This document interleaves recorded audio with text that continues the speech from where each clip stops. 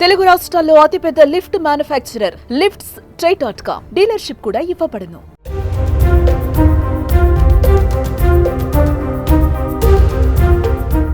America అధ్యక్షుడు Donald Trump దూకుడు కొనసాగుతూనే వస్తుంది. ఆ దేశ అధ్యక్షుడిగా ప్రమాణ స్వీకారం చేసినప్పటి నుంచి వివిధ దేశాలకు కంటి మీద కునుకు లేకుండా చేస్తున్నారు. తనదైన శైలిలో పాలన కొనసాగిస్తున్నారు. అక్రమ వలసదారులపైన ఉక్కుపాదం మోపిన ట్రంప్ వివిధ దేశాల నుంచి వచ్చి యుఎస్లో అక్రమంగా నివసిస్తున్న వారిని స్వదేశాలకు డిపోర్ట్ చేస్తున్నారు. ఇప్పటికే మెక్సికో, ఇతర దేశాల ప్రజలకు సంఖ్యలు వేసి మరీ స్వదేశాలకు తిరిగి పంపించారు. తాజాగా సరైన డాక్యుమెంట్స్ లేని ఇండియన్ ఇమిగ్రెంట్స్ను కూడా డిపోర్ట్ చేస్తున్నారు. అమెరికాలో అక్రమంగా నివసిస్తున్న 205 మంది భారత వలసదారులను తిప్పి పంపాడు డొనాల్డ్ ట్రంప్.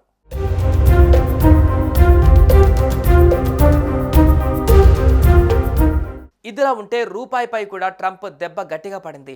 ట్రంప్ దెబ్బకే రూపాయి విలువ మరింత క్షీణించింది. రోజు రోజుకు పతనం అవుతూ వస్తున్న రూపాయి మారక విలువ ఫిబ్రవరి 3న ఆల్ టైమ్ కనిష్టానికి పడిపోయింది. చరిత్రలో తొలిసారిగా 87 దాటి పడిపోయింది. ప్రస్తుతం డాలర్తో చూస్తే రూపాయి విలువ 87.20 వద్ద ట్రేడ్ అవుతుంది. అమెరికా ప్రెసిడెంట్ డొనాల్డ్ ట్రంప్ తిరిగి అధికారంలోకి వచ్చాక తీసుకుంటున్న దూకుడైన చర్యలు ఇలా రూపాయి విలువ పడిపోయేందుకు ప్రధాన కారణంగా నిలుస్తుంది. అమెరికా తన ప్రధాన వాణిజ్య భాగస్వాములైన కెనడా, మెక్సికో, చైనా వంటి దేశాలపై సుంకాల విధింపుతో డాలర్ బలపడుతోంది. ఇదే సమయంలో డాలర్ పైనే ఎక్కువగా ఆధారపడి ఉన్న ఆసియా కరెన్సీలు పతనమవుతున్నాయి.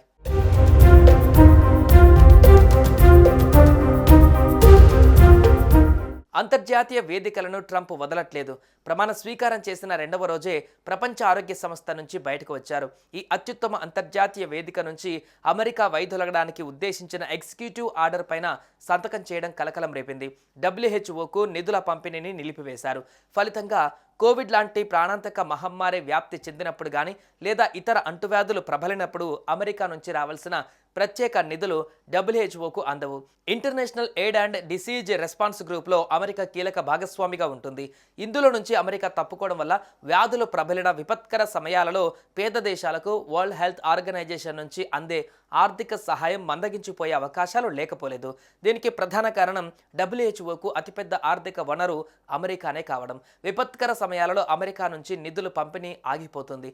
దీనిపై అప్పట్లోనే WHO అభ్యంతరం వ్యక్తం చేసింది.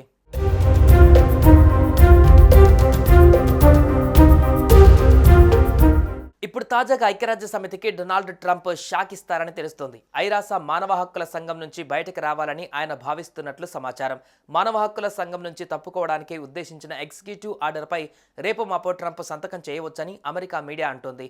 ఈ మేరకు అమెరికాకు చెందిన పొలిటికో, నేషనల్ పబ్లిక్ రేడియో ప్రత్యేక కథనాలను ప్రచురించాయి.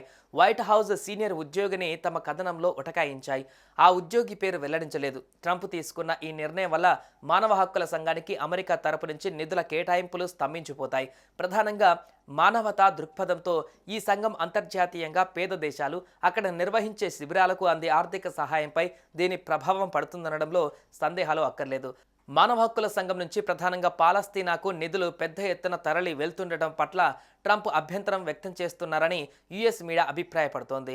పాలస్తీనా శరణార్థుల కోసం ప్రత్యేకంగా united nationals relief and works agency ఏర్పాటైంది. దీని ద్వారా ఆ దేశ శరణార్థులు భారీగా లబ్ధి పొందడాన్ని ట్రంప్ తప్పుపడుతున్నట్లు పొలిటికో పేర్కొంది. ఇజ్రాయెల్ ప్రధానమంత్రి బెంజమిన్ నెతన్యాహుతో భేటీ సందర్భంగా ట్రంప్ ఈ ఎగ్జిక్యూటివ్ ఆర్డర్పై సంతకం చేయవచ్చని అంచనా వేసింది.